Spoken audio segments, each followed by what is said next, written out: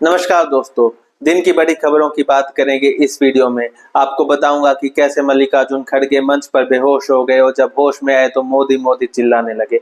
इसके बाद में बात करेंगे राहुल गांधी की, जो कि हरियाणा में एक पदयात्रा निकालने वाले हैं। फिर बात करेंगे करुणानिधि के उत्तराधिकारियों की, एम.के. स्टालिन, उदयनिधि स्टालिन की। इसके बाद बात होगी नीतीश कुमार की राजनीति की, जो उठापटक बिहार में चल रही है। महाराष्ट्र की उठापटक की भी बात होगी। इसके बाद अंत में बात होगी एस जयशंकर की, जो यूनाइटेड नेशन में पाकिस्तान को बुरी तरह से धो करके आए हैं। तो वीडियो की शुरुआत कर लेते हैं करुणानिधि के उत्तराधिकारियों से। एम.के. स्टालिन, जो फिलहाल वहां पर मुख्यमंत्री हैं, उन्होंने अपना उत्तराधिकारी चुन लिया है। उदयनिधि स्टालिन को उन्होंने अपना उत्तराधिकारी घोषित कर दिया है। उत्तराधिकारी घोषित कैसे किया आप सोच रहे होंगे। तो उदयनिधि स्टालिन को उप मुख्यमंत्री वहां पर बना दिया गया है। 2-3 मंत्री भी बनाए गए हैं। इसके साथ साथ हो सकता है आने वाले समय में इस पार्टी में हमें बड़ी फूट भी देखने को मिले, बड़ी टूट देखने को मिले। क्योंकि जो करुणानिधि के जो पुराने समय जो नेता हैं, वो एम.के. स्टालिन को तो उत्तराधिकारी मानने को तैयार थे, लेकिन उदयनिधि को वो पार्टी के सीएम फेस के तौर पर आने वाले समय में स्वीकार करेंगे, इसकी संभावना कम ही नजर आती है। अब बात करते हैं मल्लिकार्जुन खड़गे की। मल्लिकार्जुन खड़गे जम्मू कश्मीर गए थे विधानसभा चुनाव में। कठुआ में एक रैली को संबोधित कर रहे थे, भाषण दे रहे थे कि एकाएक बेहोश हो गए, जमीन पर गिरने वाले थे। उनके आसपास के लोगों ने उन्हें संभाला, मंच पर बिठाया, पानी वगैरह पिलाया। जब थोड़ा होश में आए तो मोदी मोदी चिल्लाने लगे। दरअसल होश में आकर के कहते हैं कि मैं 83 साल का हो गया हूँ, लेकिन जब तक मोदी को सत्ता से नहीं हटा देता, प्रधानमंत्री की कुर्सी से नहीं हटा देता, तब तक मैं मरने वाला नहीं हूँ। अब बात करते हैं राहुल गांधी की। राहुल गांधी हरियाणा की पदयात्रा पे निकलने वाले हैं। राहुल गांधी 2 पदयात्रा पहले निकाल चुके हैं लोकसभा चुनाव से पहले, भारत जोड़ो यात्रा और भारत जोड़ो न्याय यात्रा। उस यात्रा में उन्हें अच्छा खासा जन समर्थन मिला था और इसी चीज को शायद वो कैरी फॉरवर्ड करना चाहते हैं। एक दूसरी थ्योरी ये भी है कि कांग्रेस पार्टी डरी हुई है कि विधानसभा चुनाव में कहीं वो हार ना जाए, और इसी वजह से राहुल की यात्रा प्लान की गई है। 3 दिन तक राहुल हरियाणा में पद यात्रा निकालेंगे। 30 सितंबर से ये यात्रा शुरू होगी। नारायणगढ़ से यात्रा की शुरुआत करते हुए अंबाला में जाएगी, सढौरा में जाएगी, यमुनानगर में जाएगी।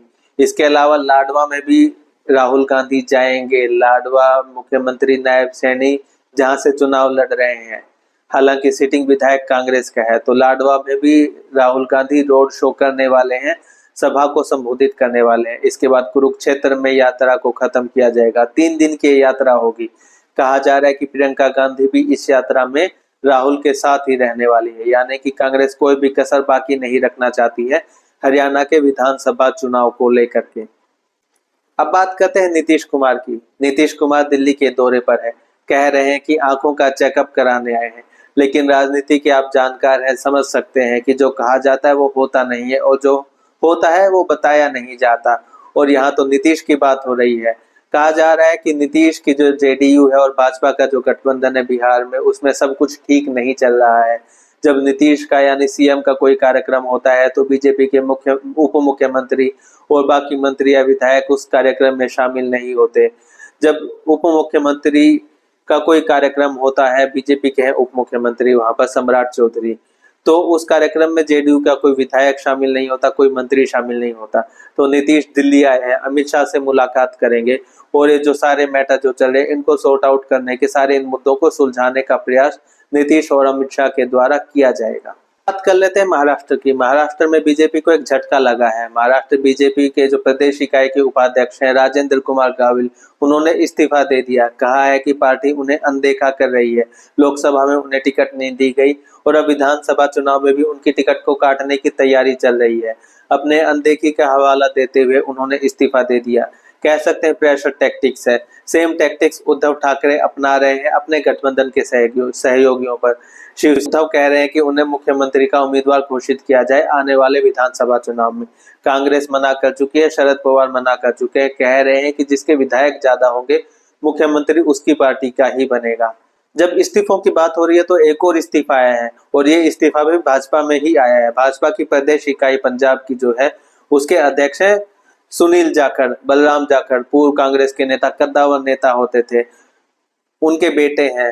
कांग्रेस में ही थे ये भी कुछ समय पहले तक। कुछ साल पहले कांग्रेस से भाजपा में इनका भाजपा में आए थे और भाजपा ने इन्हें प्रदेश अध्यक्ष भी बनाया था। कहा जा रहा है कि इन्होंने इस्तीफा दे दिया है। सार्वजनिक तौर पर तो इस्तीफा नहीं हुआ है, लेकिन सूत्रों के हवाले से ऐसी खबरें आ रही है। पार्टी की प्रदेश इकाई के जो बाकी नेता है वो मना कर रहे हैं कि सब कुछ ठीक है। वो सुनील जाखड़ चुप है, खामोशी की चादर ओढ़े हुए हैं। आला कमान उन्हें मनाने के लिए कोशिश कर रहा है, मानेंगे या नहीं यह तो समय बताएगा।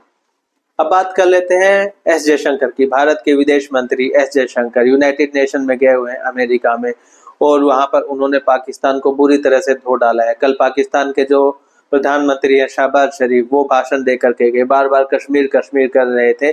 तो आज एस जयशंकर ने पाकिस्तान को करारा जवाब दे दिया है। एस जयशंकर ने कहा कि पाकिस्तान की तो जीडीपी ही वो रेडिकलाइजेशन और वो कितने आतंकवादी पैदा करता है उस पैमाने पर आकी जाती है। पाकिस्तान में जो पिछले कुछ समय से राजनीतिक जो उठापटक चल रही है, जो गतिरोध चल रहा है, जो आतंकवादी हमले वहां पर हो रहे हैं, उसका हवाला देते हुए एस जयशंकर कहते हैं कि जैसा बोओगे वैसा काटोगे, आपको आपके कर्मों की ही सजा मिल रही है।